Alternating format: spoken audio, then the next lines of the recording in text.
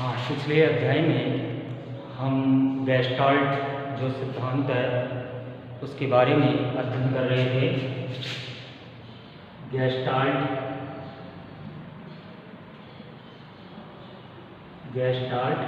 सिद्धांत।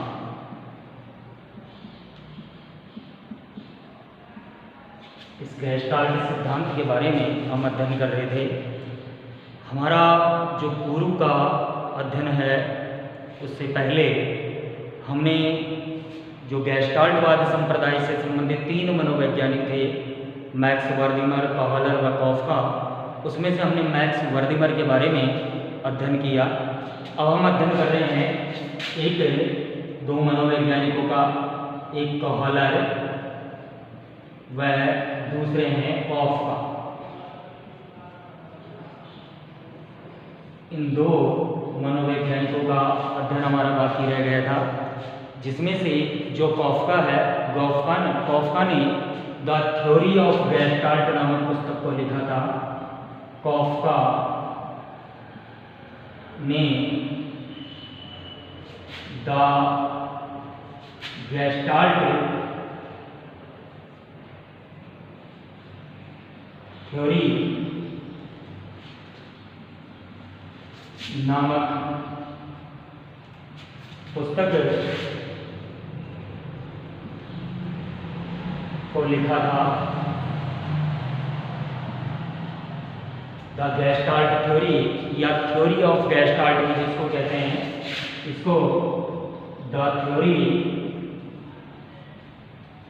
Of gestalt, इसको the theory of gestalt भी कहा जाता है। इसके अतिरिक्त कॉफका ने एक पुस्तक की और रचना की थी जिसका नाम था the principle of gestalt psychology. दूसरी पुस्तक थी इनकी the principal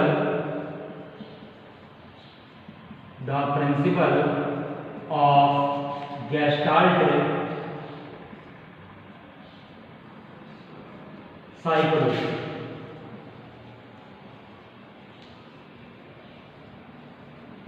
the principle of gestalt psychology नामक दूसरी पुस्तक इनके द्वारा लिखी गई थी। इन्होंने एक सिद्धांत का भी प्रतिपादन किया था जिसको पदार्थ सिद्धांत कहा जाता है। पदार्थ सिद्धांत का प्रतिपादन कॉफका द्वारा किया गया था। एक पदार्थ सिद्धांत जो है, ये पदार्थ सिद्धांत कॉफका के द्वारा दिया गया था, जिसको द ट्रेस थ्योरी भी कहा जाता है। द ट्रेस थ्योरी भी कहा जाता है।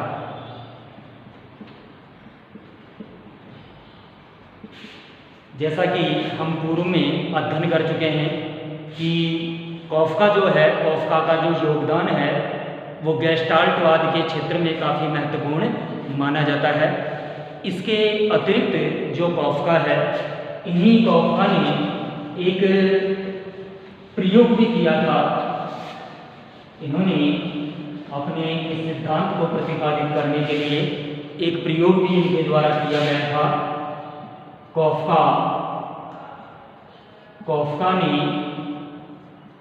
कॉफका ने नीली गहरे रंग की बाल्टी व घोड़े पर प्रयोग संपादित किया। कॉफका ने नीले गहरे रंग की बाल्टी और घोड़े वाला जो प्रयोग है वो इनके द्वारा किया गया था। और इस प्रयोग के आधार पर इन्होंने बताया था कि किस प्रकार से आदत का निर्माण होता है। आदत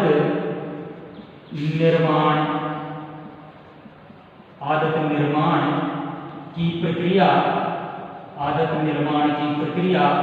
का अध्ययन किया।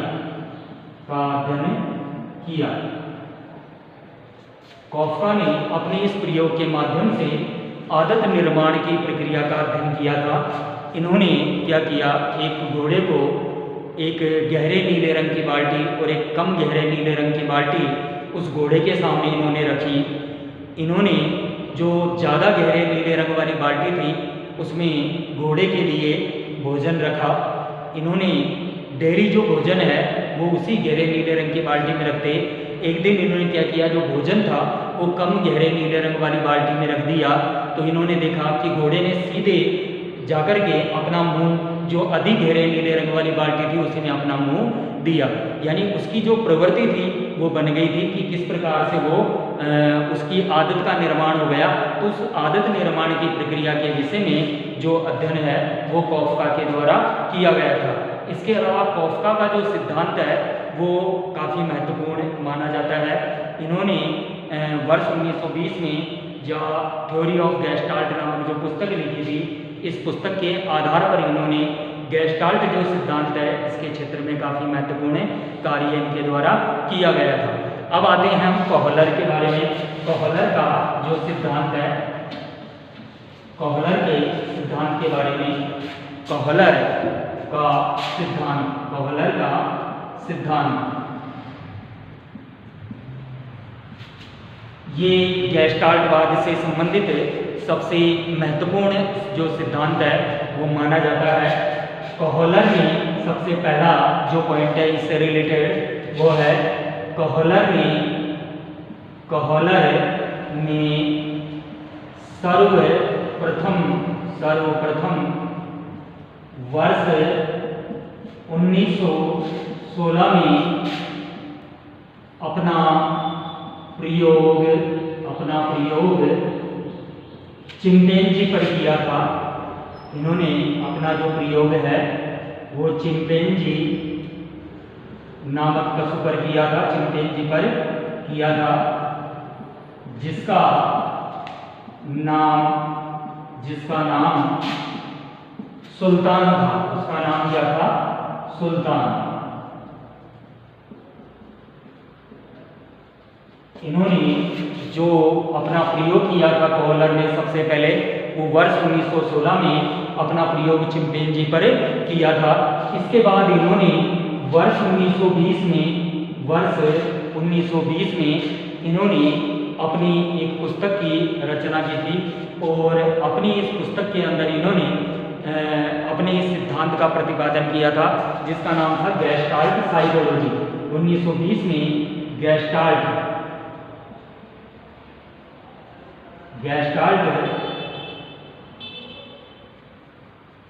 साइकोलॉजी नामक पुस्तक में अपना सिद्धांत दिया। इन्होंने वर्ष 1920 में जो चिंपैंजी पर प्रयोग किया उस प्रयोग को इन्होंने 1920 में गेस्टाल्ट साइकोलॉजी नामक जो पुस्तक लिखी थी, इस गेस्टाल्ट साइकोलॉजी नामक पुस्तक में अपने इस सिद्धांत का इन्होंने प्रतिपादन किया था। इन्होंने चिंपैंजी पर दो प्रयोग किए। इन्होंने सुल्तान पर दो चरणों में दो प्रयोग किए। इन्होंने अपने इस सिद्धांत को स्पष्ट करने के लिए जो सुल्तान नाम का चिंपैंजी था, इस सुल्तान नाम के चिंपैंजी पर इन्होंने दो प्रयोगों का प्रतिपादन किया था। जो दो प्रयोग थे वो किस प्रकार से इन्होंने किए थे उसके बारे में हम आज अध्ययन कर लेते हैं कि किस प्रकार से इन्होंने अपना जो ये सिद्धांत दिया। इस सिद्धांत में इन्होंने जो चिंपैंजी पर प्रयोग किए वो प्रयोग कौन से थे? प्रयोग नंबर 1, प्रयोग प्रथम में इन्होंने जो प्रयोग किया वो चिंपैंजी यानी सुल्तान प्लस केलो के साथ प्रयोग किया। दूसरा जो प्रयोग इन्होंने किया, प्रयोग नंबर दो, दूसरे प्रयोग में इन्होंने जो है सुल्तान नामक चिंपैंजी प्लस लोहे की छड़ों पर प्रयोग किया। तो इन्होंने दो प्रयोग किए थे। प्रयोग एक चिंपैंजी जो था या सुल्तान जो था उसके साथ केलों के साथ इसने प्रयोग किया। दूसरा जो प्रयोग किया वो सुल्तान प्लस लोहे की छड़ों के ऊपर इनके द्वारा प्रयोग किया गया था। इन्होंने क्या किया कि एक पिंजरा बनवाया। उस पिंजरे के अंदर इन्होंने जो सुल्तान नाम का चिंपैंजी था उसको उन्होंने उसके अंदर बंद कर दिया। उसके अंदर इन्होंने कुछ बक्से रख दिए और जो केले थे वो उस पिंजरे की इतनी ऊंचाई पर लटका दिए कि जब तक वो उन बक्सों पर चढ़ करके वो केले प्राप्त नहीं, जब तक उन बक्सों पर चढ़कर वो केले लेने का प्रयास नहीं करे तब तक वो केले प्राप्त नहीं कर सके। इन्होंने देखा कि जब ये बाहर निकल गए और अंदर जो चिंपैंजी था उसको इन्होंने अंदर छोड़ दिया तो चिंपैंजी काफ़ी देर तक उछल कूद करते हुए उन केलों को लेने का प्रयास करता रहा। लेकिन उन्होंने देखा कि उसके सारे प्रयास जो थे वो विफल रहने लगे। थोड़ी देर बाद जो कोहलर थे, ये कोहलर स्वयं ही उस पिंजरे के अंदर गए। अंदर जाकर के उन्होंने एक बक्से के ऊपर दूसरा और दूसरे के ऊपर तीसरा 3 बक्से रख करके उन केलों को खा करके दिखाया। जब कोहलर अपने उस पिंजरे से वापस चले गए तो इन्होंने देखा कि चिंपैंजी जो है, चिंपैंजी ने उन्हीं का अनुसरण किया। चिंपैंजी ने जो बक्से थे उन बक्सों को उठा करके बीच में लाया, एक के ऊपर दूसरे बक्से को रखा और जो केले ऊपर लटके हुए थे उनको उसने खा लिया। इन्होंने ये देखा इस प्रयोग के आधार पर कि चिंपैंजी ने जो ये कार्य किया था उन केलों को लेने का, वो अपनी सूझ अथवा अपनी अंतर्दृष्टि के कारण उन्होंने ऐसा किया था। अगर उसमें सूझ उत्पन्न नहीं होती तो शायद हो सकता है कि वो ऐसा कार्य नहीं कर पाता। दूसरे प्रयोग में इन्होंने क्या किया कि जो सुल्तान नाम का चिंपैंजी था उसको इन्होंने एक पिंजरे में बंद कर दिया और जो पिंजरा था उसके बाहर थोड़ी दूरी पर कुछ केले उन्होंने रख दिए। पहले जो चिंपैंजी था वो काफ़ी देर तक उन केलों को अपने हाथ से लेने का प्रयास करता रहा। थोड़ी देर बाद जो कोहलर था उसमें 2 छड़ें रख दी। वो छड़ें इस प्रकार की थी कि एक छड़ को दूसरी छड़ के ऊपर लगा करके एक लंबी छड़ उसके द्वारा बनाई जा सकती थी। इन्होंने देखा कि चिंपैंजी ने जो है पहले एक छड़ से उन केलों को लेने का प्रयास करता रहा लेकिन वो असफल रहा। बाद में थोड़ी देर बाद अचानक जो चिंपैंजी है कोने में जाकर के बैठ गया और दोनों छड़ें उसने हाथ में ले ली और दोनों से वो खेलने लगा। अचानक दोनों छड़ें एक दूसरे के अंदर उग गए, लंबी छड़ें तैयार हो गई।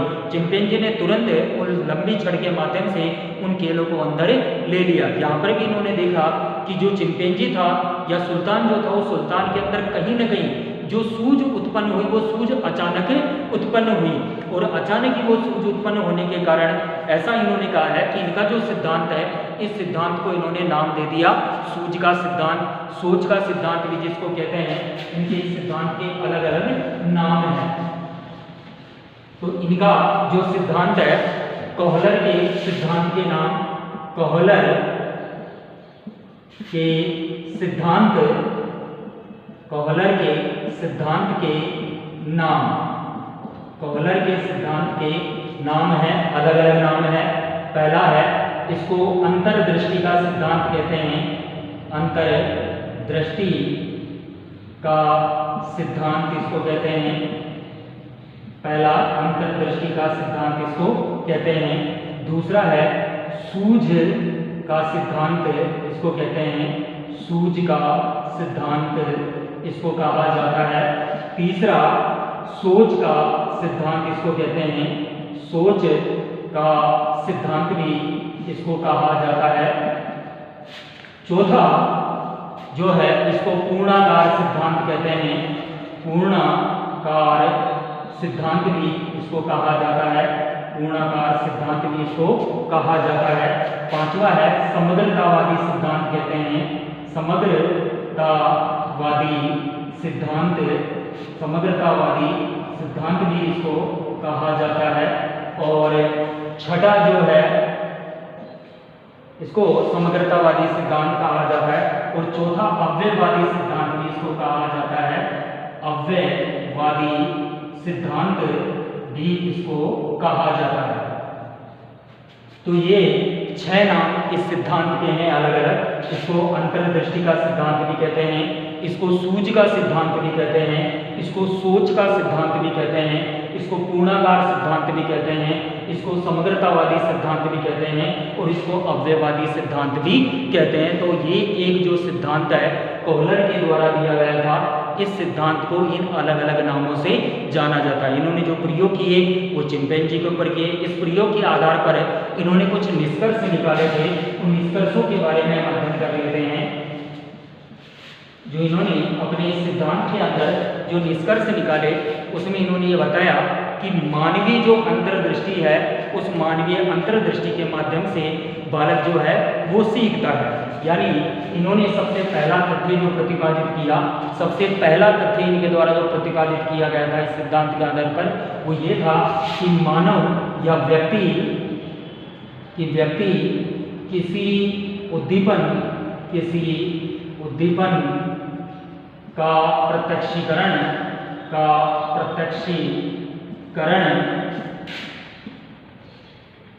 अंशों के रूप में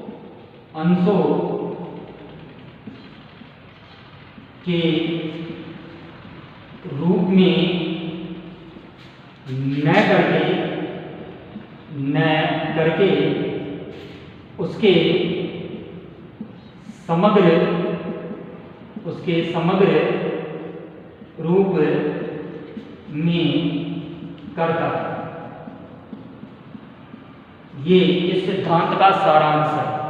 इन्होंने यानी कोहलर ने जो अपना सूझ या अंतर्दृष्टि का सिद्धांत दिया उसका सारांश यही है कि व्यक्ति किसी उद्दीपन का प्रत्यक्षीकरण उसके अंशों के रूप में न करके उसके समग्र अथवा संपूर्ण रूप में करता है। जैसे उदाहरण के रूप में हम ले सकते हैं कि जैसे मान लीजिए आप कोई बच्चा है, आप किसी बच्चे से ये पूछते हैं किसी गाय को दिखा करके कि बेटा वो क्या है, तो बच्चा आपको क्या बताएगा, वो गाय है। न कि ये करके बताएगा उसके 4 टांगे हैं, सफ़ेद रंग है, 2 सींग है, 2 कान है, सर वो गाय है। वो इस तरीके से नहीं बताता, बल्कि वो सीधा क्या बताता है, ये गाय है। यानी वो उसके अंशों के रूप में उसका प्रत्यक्षीकरण नहीं कर रहा है, बल्कि वो किस रूप में उसका प्रत्यक्षीकरण कर रहा है, समग्र रूप में उसका प्रत्यक्षीकरण कर रहा है। तो इनका ये सिद्धांत जो है वो ये कहता है कि व्यक्ति किसी उद्दीपन का प्रत्यक्षीकरण उसके अंशों के रूप में न करके उसके समग्र अथवा संपूर्ण रूप में करता है। अतः हम ये कह सकते हैं कि यह जो सिद्धांत है इनका ये मानता है कि व्यक्ति जो देखता है उसका संपूर्ण कुछ भिन्न होता है जो उसे अंशों से मिलकर बना होता है। दूसरा, ये घटना क्रिया की वास्तविकता पर बल देता है। दूसरा है घटना क्रिया की वास्तविकता, घटना क्रिया की वास्तविकता पर बल देता है। घटना क्रिया की वास्तविकता पर बल देता है। ये भी आपके आरपीएससी के दृष्टिकोण से इंपॉर्टेंट है कि ये जो सिद्धांत कोहलर का वो घटना क्रिया की वास्तविकता के ऊपर बल देता है। यानी जो घटना घटित होती है वो किस प्रकार की अथवा किस प्रकार की नहीं है। दूसरा, इन्होंने बताया है अंतर्दृष्टि को प्रभावित करने वाले कारकों के बारे में इन्होंने बताया। ऐसे 5 कारक इनके द्वारा बताए गए हैं। तीसरा है कोहलर ने अंतर्दृष्टि को प्रभावित करने वाले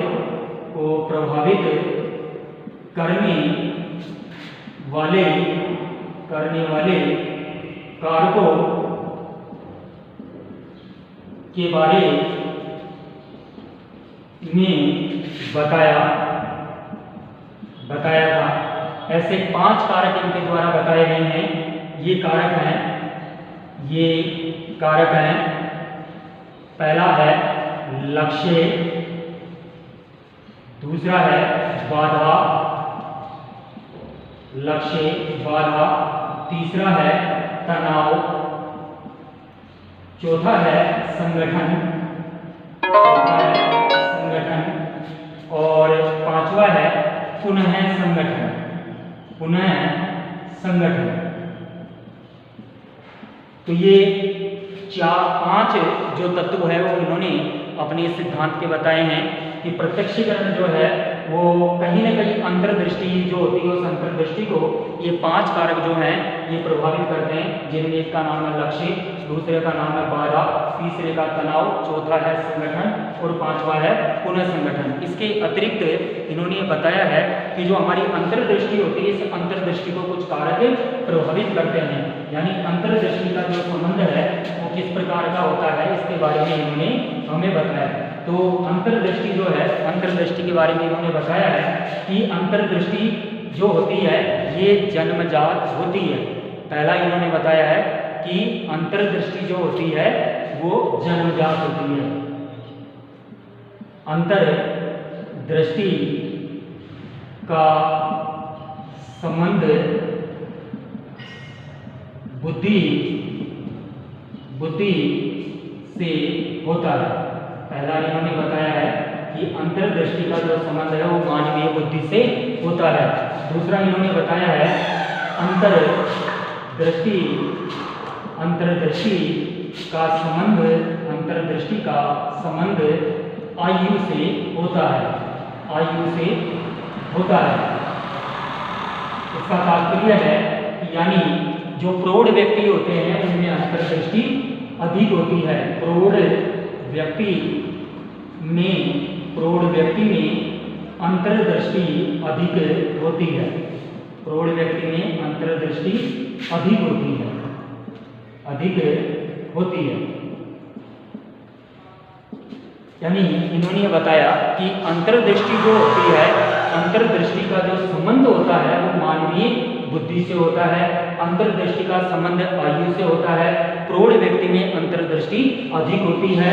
तीसरा है अंतर्दृष्टि जन्मजात होती है। अंतर्दृष्टि जन्मजात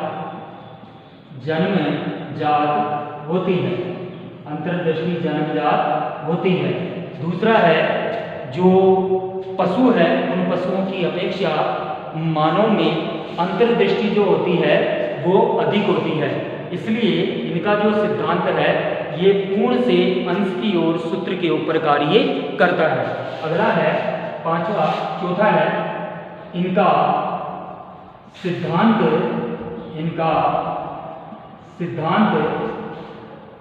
पूर्ण से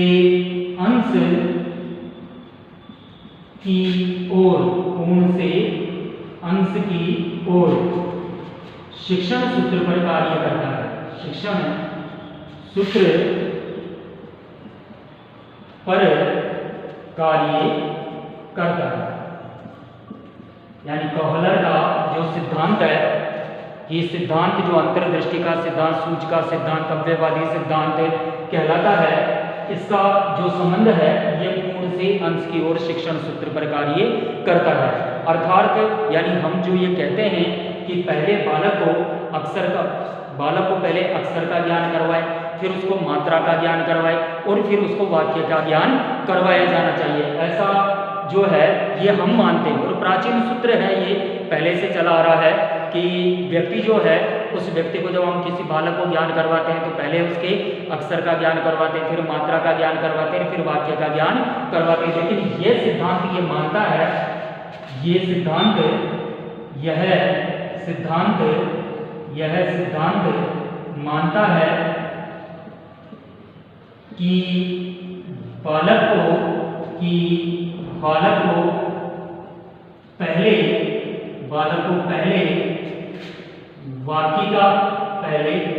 वाक्य का ज्ञान कराएं, फिर बालक को अक्षर का ज्ञान करवाए, अक्षर का ज्ञान, फिर मात्रा का ज्ञान कराए। यानी इनका जो शिक्षण सूत्र है कोहलर का, वो ऐसा मानना है या इनका जो सिद्धांत है ये मानता है कि बालक को पहले वाक्य का ज्ञान करवाओ, फिर अक्षर का ज्ञान करवाओ और फिर उसको मात्रा का ज्ञान करवाओ। जबकि हम जो शिक्षण सूत्र चलते हैं उसमें पहले अक्षर का ज्ञान करवाते हैं, फिर उनकी मात्रा का ज्ञान करवाते हैं, फिर वाक्य का ज्ञान करवाते हैं। नेक्स्ट है इसी से संबंधित कि इनका जो ये सिद्धांत है ये पूर्ण से अंश की ओर सिद्धांत पर कार्य करता है। इन्होंने जो कोहलर है इन्होंने स्वउद्देश्य प्रवृत्ति प्रेगेनोज को सीखना माना है। कोहलर ने स्वउद्देश्य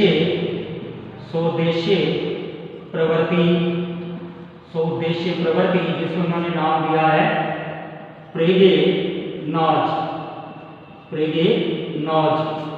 को सीखना कहा है। प्रेगेनोज जो है ये जर्मन भाषा का शब्द है, ये भी जर्मन भाषा का ही एक शब्द है जिसका अर्थ होता है स्वउद्देश्य प्रवृत्ति। यानी बालक जो है जब किसी कार्य को सीखता है तो उसके लिए वह बालक क्या है, अपना एक उद्देश्य निर्धारित करता है और उसके बाद में ही वो उस कार्य को सीखता है। इसके अतिरिक्त इन्होंने पैटर्न के ऊपर बल दिया है। दूसरा है पैटर्न सीखने पर बल दिया है। पैटर्न सीखने पर इन्होंने बल दिया है अपने इस सिद्धांत के अंतर्गत। पैटर्न सीखना होता है यानी पद प्रक्रिया या पद्धति द्वारा सीखना, इस पर इन्होंने बल दिया है।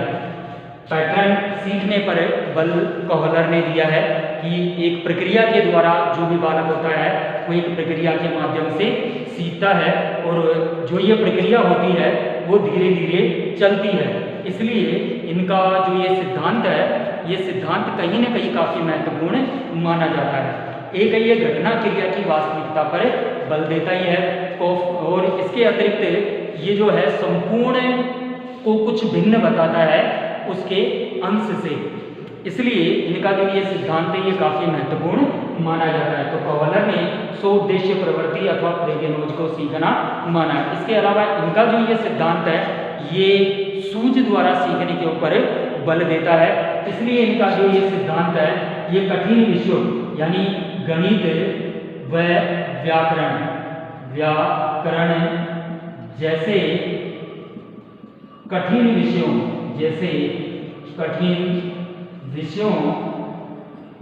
के सीखने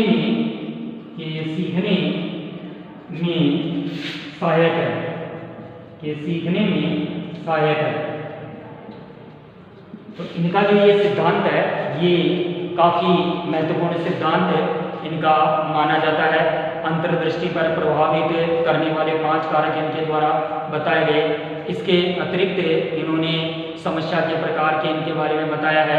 इन्होंने ये भी बताया है कि अंतर्दृष्टि को कौन कौन से जो कारक हैं वो प्रभावित करते हैं। पूर्ण से अंश की ओर जो सिद्धांत है उसके बारे में इनके द्वारा बताया गया है। तो इनका जो ये सिद्धांत है ये काफ़ी महत्वपूर्ण माना जाता है। इन्होंने अपना जो ये सिद्धांत वर्ष 1920 में प्रतिपादित किया है और अपना जो ये प्रयोग है इन्होंने जो सुल्तान नामक चिंपैंजी पर किया उस प्रयोग के आधार पर ही इन्होंने अपने इन तथ्यों को प्रतिपादित किया है। तो धन्यवाद।